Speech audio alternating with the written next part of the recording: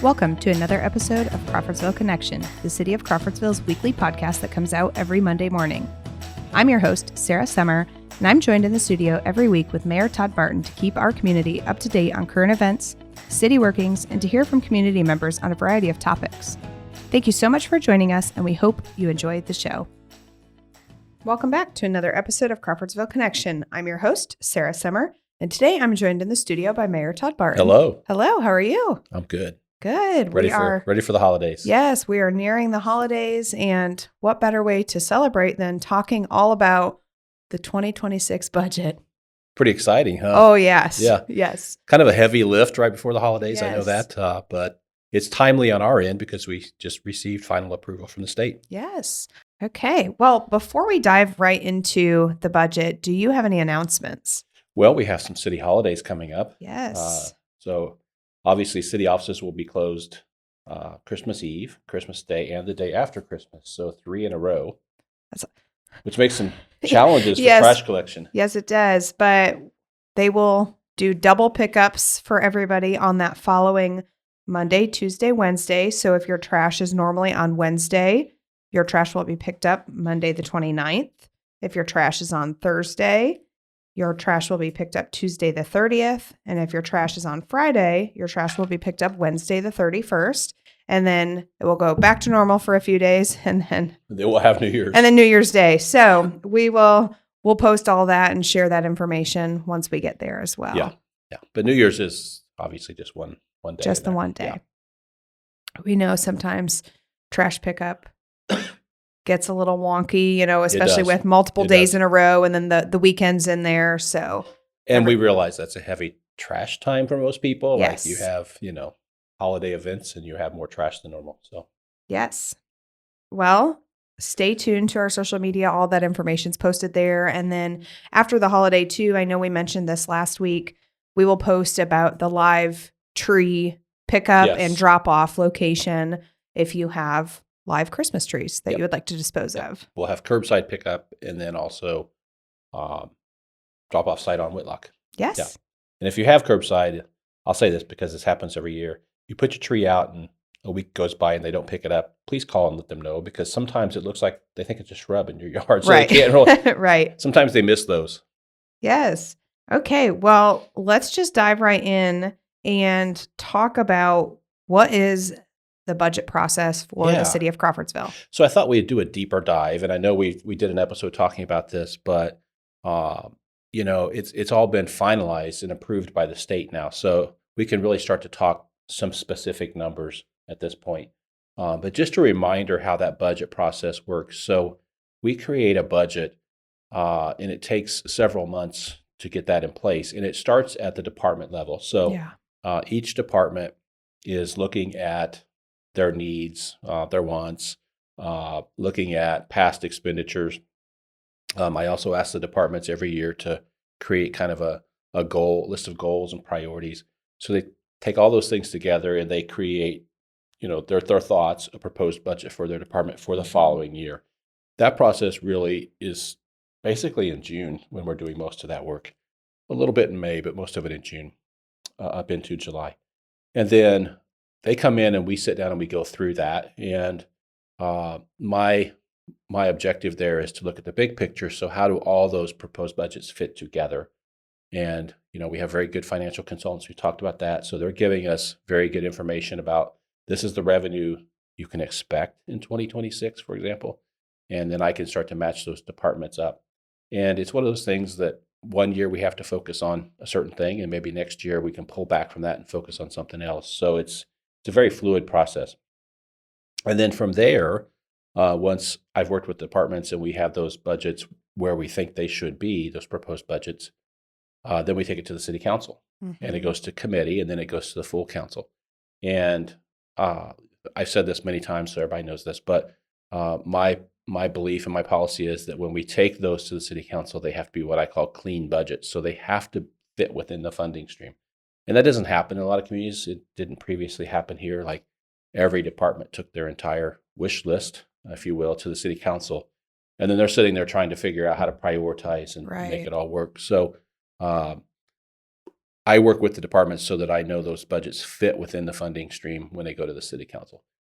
The city council then reviews those, asks questions, and then they have the ability to either approve it as submitted or to reduce it. But again, if it fits within the funding stream, they don't have to reduce it. They can if they want, but they don't have to. So that's a little bit about our process. And then once we've gone through and the city council's read that budget 3 times, has 3 readings, has a public hearing. Once it's all done, then we send it over to what's called Department of Local Government Finance at the state level, and they review it. And what they're looking at is to make sure that the proposed budgets you passed fit within your funding stream. Voila, right? Right. Now I'll put an asterisk there. So you can actually spend more than you're going to take in if you have it in reserves. So they're going to look at your funding stream and your reserves, the 2 things together. And to make sure that it's fundable, that you can actually pay for your budget. So we can't deficit budget. Right. Shocking theory, right? Right. Yeah. Crazy how that works. Yeah. So we can't do that.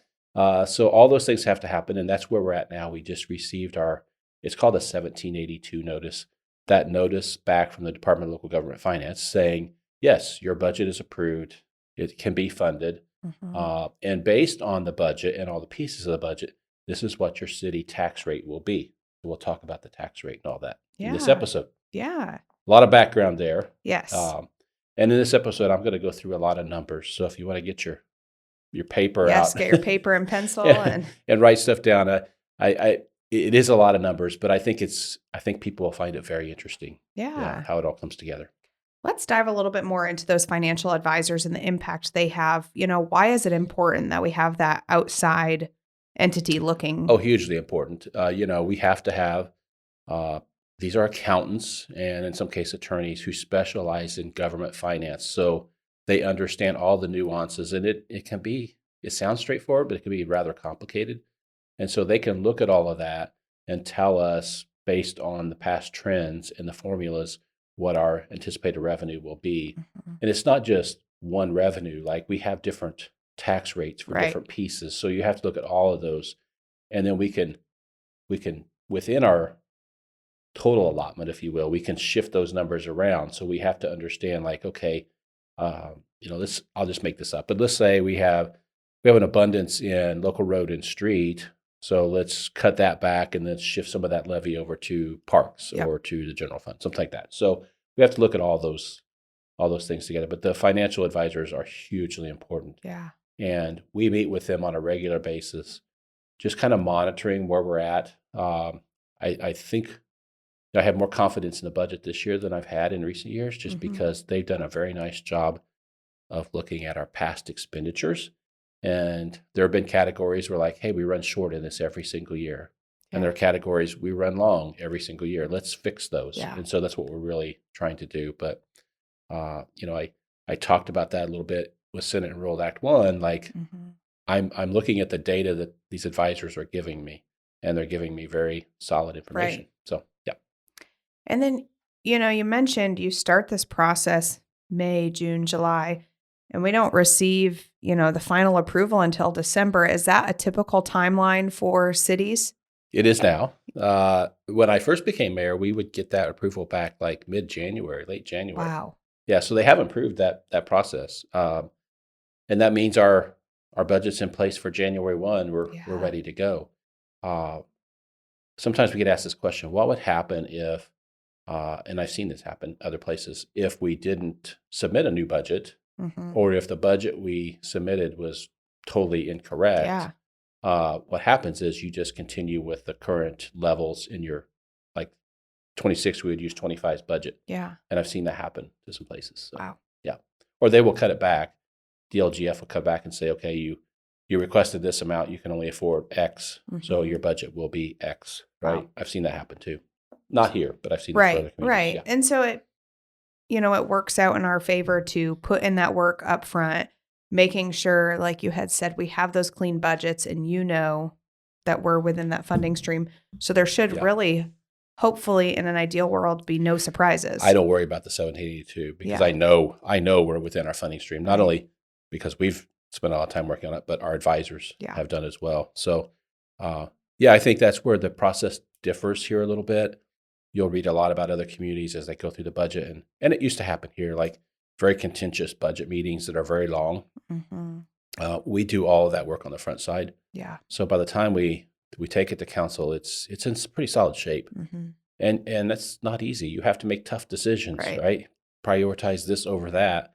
But I think we've done a nice job. Like, hopefully, no one piece of our city government feels they get neglected. Right. I mean, yes, this year we're gonna have to hold the line with you, but next year we'll come back and pick some of these things up. Yeah. So it's just a giant puzzle. Right. And it's June and July are pretty stressful working through that. And then once we get through that, we're like, okay, we have to tweak it here and there, but we're in pretty good shape. Awesome. Well, let's dive into some of those numbers, talking about the 2026 tax rate supported budget. Yeah. So I'm going to talk about several budget pieces. This is the budget that comes from taxes, basically. All right. You say, well, it all comes from taxes. Well, no, there are a lot of user fee budgets as well, right? And the utilities especially. So I'll talk about those in a moment. But yeah, so of our tax rate budgets, if you will, the biggest portion of that is what we call the general fund. And for 2026, that budget amount is $13,864,140. $13.8 million, basically, almost 13.9 million. Yeah, that's the general fund. And what does the general fund pay for?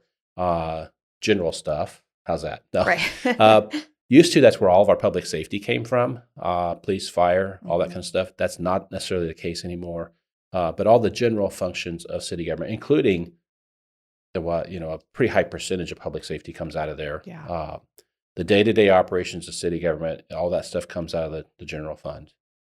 So that is the biggest piece by far. The next piece on the list that's been approved, and general fund comes solely from property taxes, right? Solely from property taxes.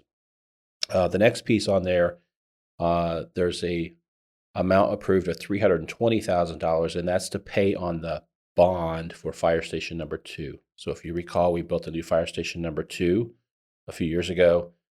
We will pay $320,000, a bond, which is kind of like a mortgage, right, on that project. So we're paying for that. You will see that on your property tax statement as an itemized piece. It'll say bond number 2. That's the fire station 2 bond. A couple other things that are on there. There's an amount approved in our budget for fire pension, and an amount approved for police pension, and that's very confusing to people. That is not property tax supported, and actually we get that money from the state. They're using some taxes, excise taxes at the state level to reimburse us, and I know it's confusing. So prior to 1977, cities had their own pension systems, and then 1977 was all combined under the state system. So we still have retirees under what we call pre-77 pension.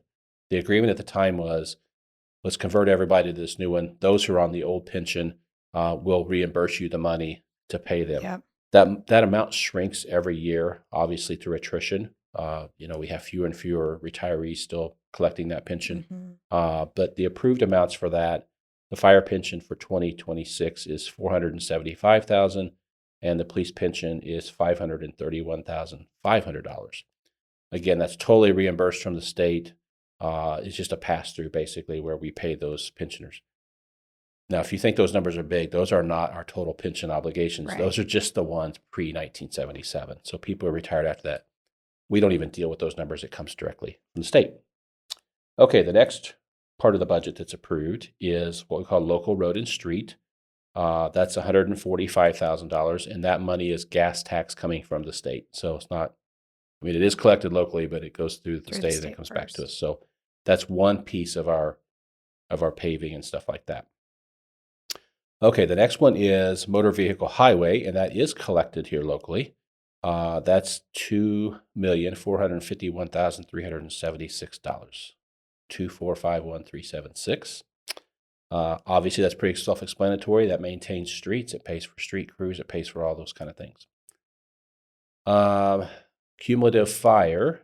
So this is a piece that's on your property taxes. And we set a rate every year. And the budget for that next year is $419,376. This is the fund that pays for fire equipment, fire trucks, basically, and the major equipment associated with that. That sounds like a lot, but keep in mind a fire truck today is close to $1 million. Right. So we have to time out how we replace these, but that budgeted amount, and that will be used to pay the payments on, for example, our tower, ladder truck. We have a fire engine we're paying on. So all those things get paid out of that. But that budget is $419,376.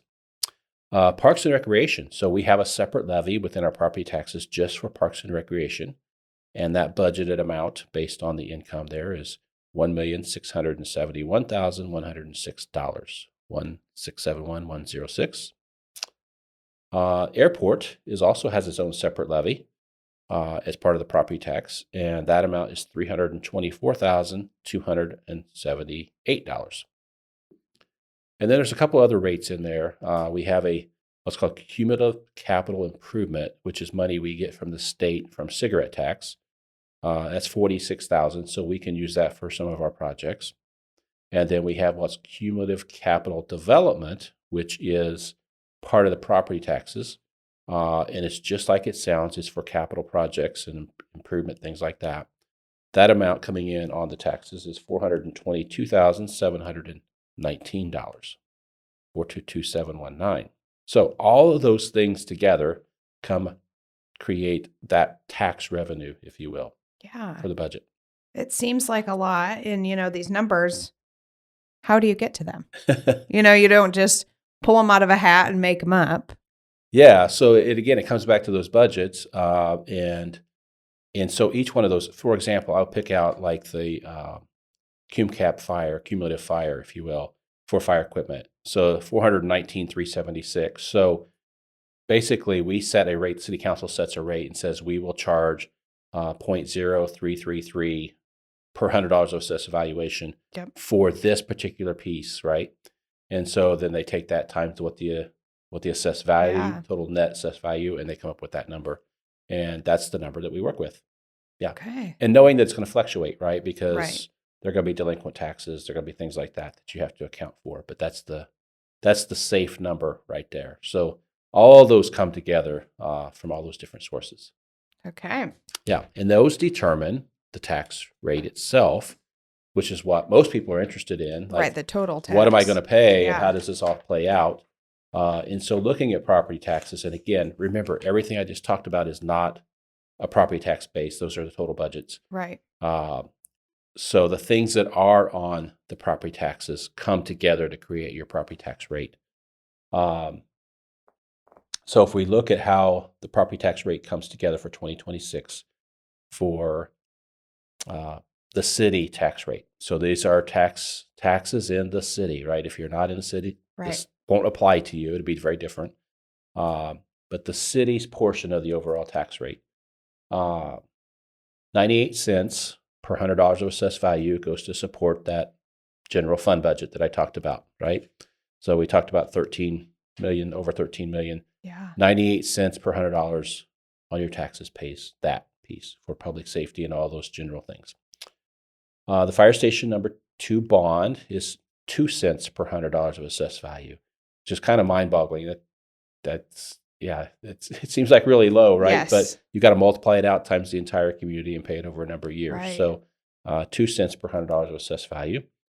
The motor vehicle highway fund, so streets, 16 cents per $100 of assessed value. The cumulative fire that I've talked about a couple of times here, 3 cents, 0.03 per $100 of assessed value. Park and Rec, 0.18, 18 cents. The airport is 3 cents, and cumulative cap development is 5 cents. So you put all those together, and it's $1.47 will be the city tax rate. So $1.47 per $100 assessed value. Now, if you're really doing the math, you're going to say, wait a minute, that adds up to $1.45, not $1.47. That's because on the official tax rates, it goes 4 places to the right of the decimal. I'm just stopping at 2. Right. So if you add the others in there, you'll come up with $1.47. I just tried to keep it as simple as possible. So the city tax rate for 2026 will be $1.47 per $100 of assessed value.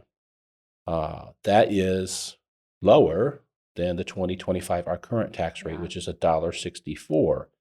And it has been as high as $1.72. So we're down to $1.47. And you say, well, why is that? Did you guys cut? Your budgets must be a lot smaller, and they're not. So, the cost of doing business has not gone down. We've held the line. I think we've done very well. But our assessed value has grown up. So has gone up, as we talked about that, $117 million in new assessed value. Wow.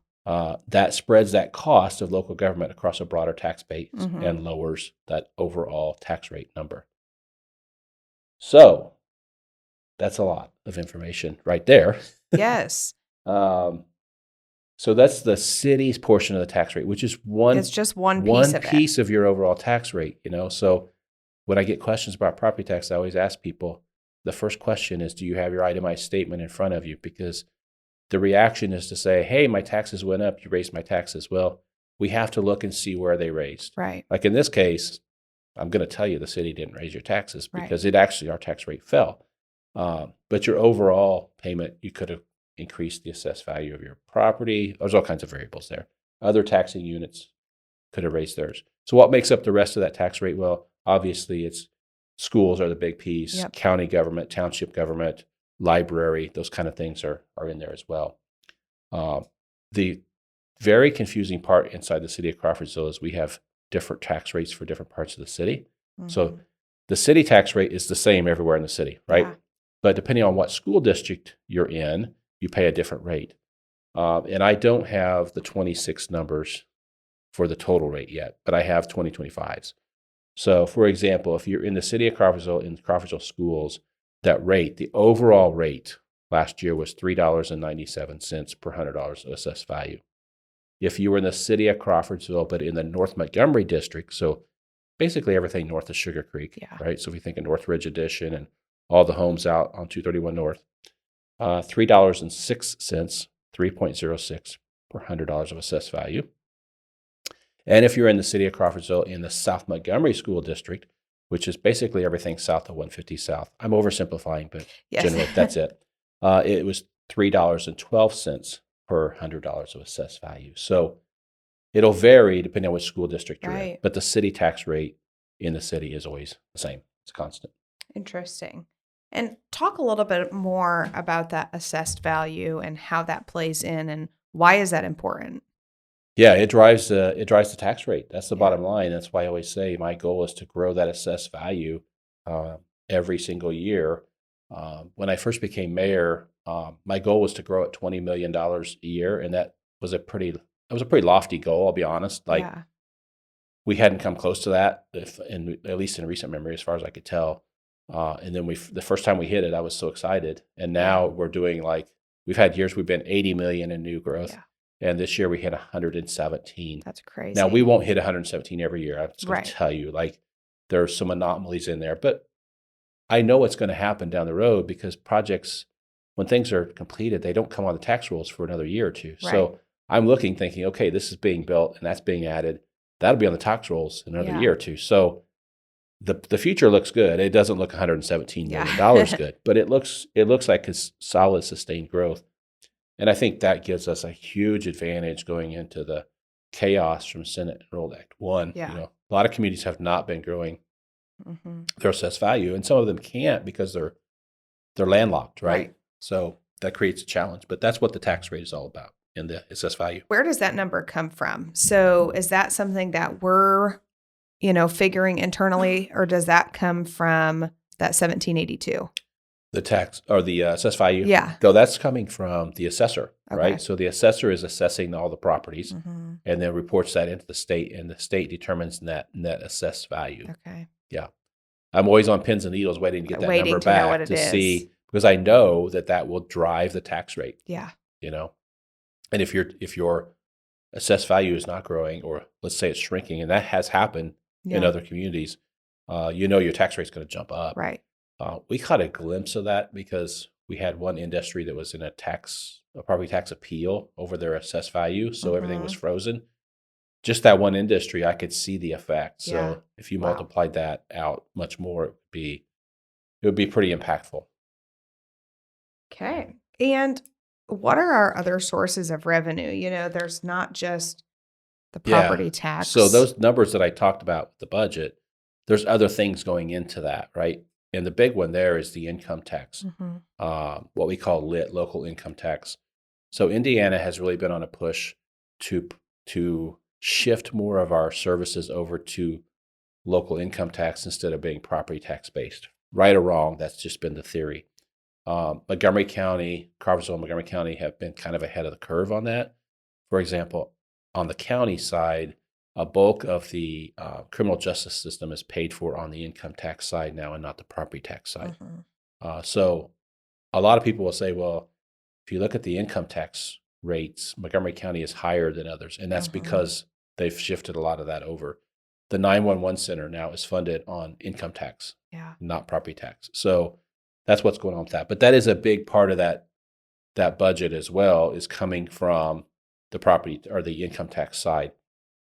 That will get important over the next couple of years because the legislature through SEA1 has totally changed that income tax structure. So we're going to have to readopt and change all those things to get to the right numbers. And we're going to come up short, probably, I'm guessing. Right. And then public safety, those local income tax funds are 65% of the public safety salaries. Yeah. So when we look at public safety salaries, 65% of that in the 2026 budget is coming out of income tax. That's significant. Those are big numbers. Think about how many firefighters, paramedics, police officers we employ. 65% of not only their salary, but their benefits are coming out of that. And some of the capital stuff, police cars coming out of that, some of that major equipment. So, the public safety income tax has been huge for us. And guess what? It goes away in a couple of years. Yes, we can adopt some other things, but that's what puts us on edge about SEA1, because those kind of changes are occurring. So we're going to have to look at all that over the next couple of years if they don't make major adjustments in this short session, and they're already signaling that they're not going to, despite for months saying, we'll address this next session. Now they're, this is a short session. There's really not much we can do. But so that's the income tax is a really big piece of our budget. Right. And that wasn't the case years ago. It was all property tax. Yeah. And then we also have TIF revenue, which is tax increment financing. Yeah, that gets very confusing, and I understand it's confusing. Sometimes it's confusing to me. No, it's there's a lot going on there. And so it's important to understand what TIF is. It's not this, I don't know. It's not like winning the lottery and there's all this money there like people think. So you just take an area that is not developed and you freeze the taxes as they are. And as it's developed, you capture the increment or the new taxes and you use that to pay for the infrastructure in that area or things that benefit that area. And that's what TIF is all about. So we have quite a few of those in Crawfordsville. There are different types of those. There are general TIF areas like on the south side where we can capture growth in that area, the increment, and use it to work on the infrastructure. There are very specific ones. And I'll give you an example of that, Harbor Homes. So we took whatever the taxes were on that farm field, it's frozen there. Everybody still gets their tax distribution, but all the new increment from all those new houses paying taxes, all that goes into a fund, a TIF account that's used to pay a bond that put in the streets, the sewer, and the water. So it's just a backwards way of doing it. That's what TIF is all about. We have one on the north side that's been very active that paid for the Commerce Park, paid for the infrastructure in the Commerce Park, paid for Ivy Tech building that's now the Career Academy, all that stuff. And we're winding that one down because we're about paid off on all of those things. That's crazy. It's going to be an exciting day when you no longer have to make those payments. So that's what TIF is about. So those budgets, this is kind of confusing, are done by the Redevelopment Commission. And again, our financial advisors help us put that together. It's property taxes collected, but it gets funneled a different direction. So the Redevelopment Commission puts that budget together with help from the city staff, obviously. And then that TIF money is spent separately than the regular budget. So when I talked about those other numbers, the TIF numbers weren't in there. That's very different. And it's designed to be somewhat flexible. I mean, there's certainly very strict guidelines, but if, let's for say example, a company wants to come to Crawfordsville and I need to get sewer to them, I have flexibility there to work with that TIF number to get that done. Once the redevelopment commission passes those budgets, they also send those on to city council. So they have them and they're absolutely aware of them and sign off as well. And then they go to the DLGF like everything else does. So you mentioned, once those TIF districts are paid off, does that funding then go back into the normal property taxes? Yeah, so there's a life cycle there, typically 20, 25 years, depending on how it was set up and the law at the time it was set up. But that's what you see as you pay those things down. You can release that increment back into those other taxing units. There are tons of studies about that and the impact, not only in Indiana but around the country. How you should release that value and what the effect is when you do release the value. Yeah. So yeah, and a lot of our TIF, I mean, it's we work. I guess I'll back up. So like typically, and not in Crawfordsville, Montgomery County, typically the biggest concerns about TIF come from schools, right? Like you're capturing all this new increment and new taxes, and we're not getting any of it. Yeah. Here, that's not been the case. We work very well with the schools. We meet with the superintendents. And we've always told them, like, we have to do this on the front side, right, to make things happen. Work with us here, and then when we get to the backside, you're going to see the benefit on the backside, and that's what's playing out. And the Career Academy is a good example of that. Like we're helping the schools with that funding, absolutely. But when all that comes off, once those bonds are paid off and that stuff comes off, they'll have the income, obviously, from all that new investment. Yeah, very cool. And that TIF revenue is approximately $2.4 million. Yes. Now, not all of that is coming into the city to be spent. For example, a lot of it, like I said, the Arbor housing TIF is going to pay the bond for the infrastructure. We have one that's a straight pass through that pays on the fiber system that's throughout the city. The city had done many, many years ago. We have some where it was designed for industry. So there's a tax benefit if they pay their taxes, and then it comes into the TIF and then goes back to pay the bond down that they used for expansion. Yeah. An example of that, we've had a couple of those with Kroger Pace Dairy on the east side. Kind of a complicated structure, but it gets the deal done. And basically, their taxes are used to pay the bond that pays that down. And you say, why would we want to do that? Well, it grows our city assessed value. Right. They're still paying taxes on a lot of it, and they're employing more people than ever. Right. Which benefits us in many, many ways. Yeah. And then we mentioned this early on, but people probably noticed there are some things that we didn't mention in the earlier budget, and that's because they are utility user-based. Yeah, so utilities are things that are totally supported by the user. They're not supported by tax revenue, and this gets very confusing for people. Like, well, don't taxpayers support the electric utility? And the real answer is no. Yeah. Don't taxpayers pay for the sewer utility? And the real answer is no. So those things are required to stand alone. So what that means is the money coming in has to support the operations of that utility, not the taxpayer. Right. Now, are those one and the same largely? Yes, they are. Yeah. But it has to be separated out. I think originally was designed that you so much didn't want like the city supporting the utility. I think for recent times it's the opposite. Like there are communities that use their utility to support city operations. Yeah. So use profit from the utility to kind of offset. And I guess I kind of see where they're coming from. It's not right. We won't do it. But it's just like, hey, we can have a little profit here in the utility. Let's use that to help with the parks or whatever, snow removal down the list. But we do not do that in Crawfordsville. We do an absolutely great job, and always have, of partitioning off those utilities. So they're siloed, and we don't intermix those things. But those all have budgets as well. Yes. And that's where the numbers are kind of crazy. We're going to throw out a crazy number here in a minute and kind of, I'll say, freak people out. Right. So if you look at those utilities, the approved budget for next year for Crawfordsville Electric, Light, and Power, are you ready for this? I was listening already. It's a big one. $40,412,747. $40.4 million is the CLP budget. And people are like, what in the world? Why would their budget be so big? Well, here's why it's so big. Almost $32 million of that is to buy the power that they distribute. Yeah, that's crazy. Yes, $32 million. It's actually $31,924,363 to buy the power that they sell to you, the end user. Right. So that's why that number is so big. The rest of that is their operational stuff. Obviously we have to have a system. We have to maintain the system. We have to have linemen. All those other things that come into play there. But that's the big budget, $40.4 million. It's a staggering number. It is. But again, almost $32 million of it to pay for the power that they're reselling. The next budget, the rest of these kind of pale in comparison, I guess.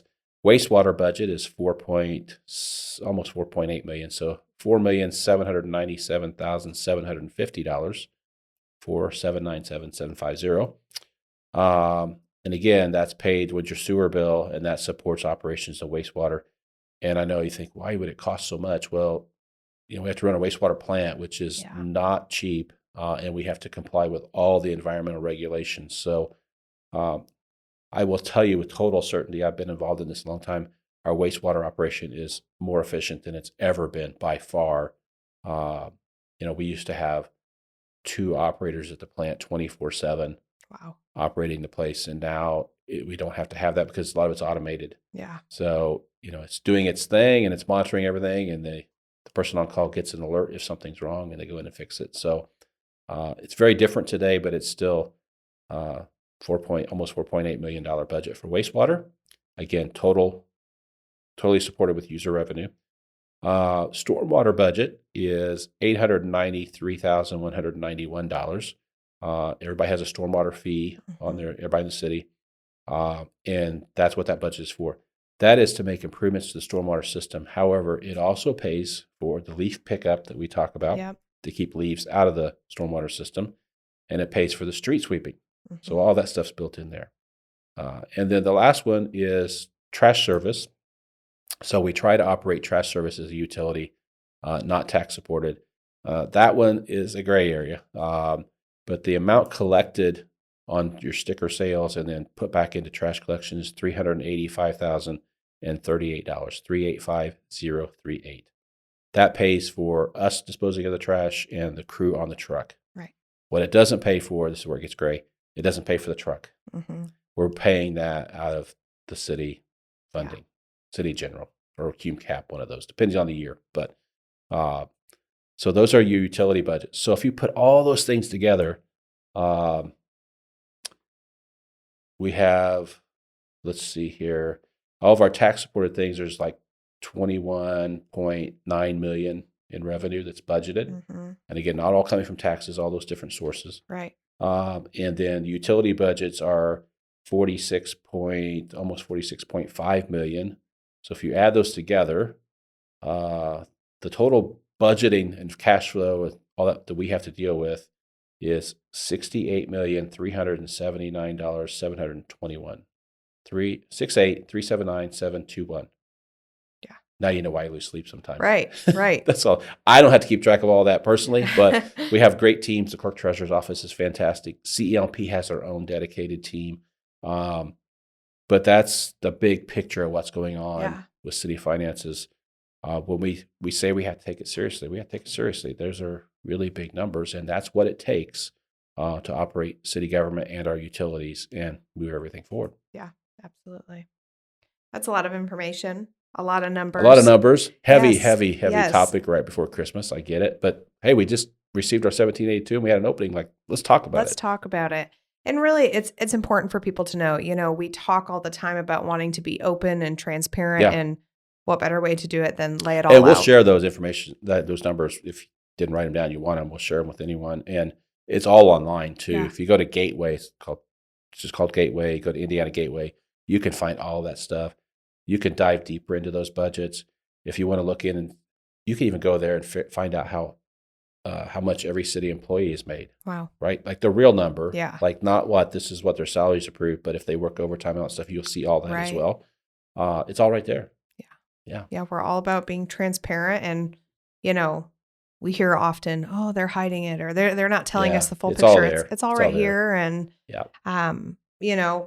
If you heard something and you want to know more too, reach out, And we're proud of what we're doing here. Yeah. I mean, it's not just the administration. I mean, it's the departments. I mean, they do a very good job. The department heads and everybody does a really good job of. We're not out there to waste money. I mean, Right. we're trying to be as efficient as possible. It costs money to provide the things people want. Right. And I've used this analogy a lot recently, but look at what it costs for a trash truck today versus a few years ago. A fire engine today versus a few years ago. I mean, well over double, almost 2.5 times. Wow. In most cases, what it used to cost. And so it makes it very challenging. And you can't get them quickly either. You have to wait a while. Oh, you have to wait a while. I was just talking with Chief Busenbark yesterday. I think he's getting ready to order a new ambulance, and it'd probably take at least 2 years to get it. That's crazy. That's insane. And it's hard to plan for something like that too, knowing. Well, which is why, we have been, for example, with ambulances, I'll use that example. As we've gotten new ones, we've kept the old ones in reserve status. Yeah. And that you struggle with that a little bit, but we know like if something happens, replacing one is incredibly difficult and takes so long. It's very expensive, and also just the time delay there. Yeah.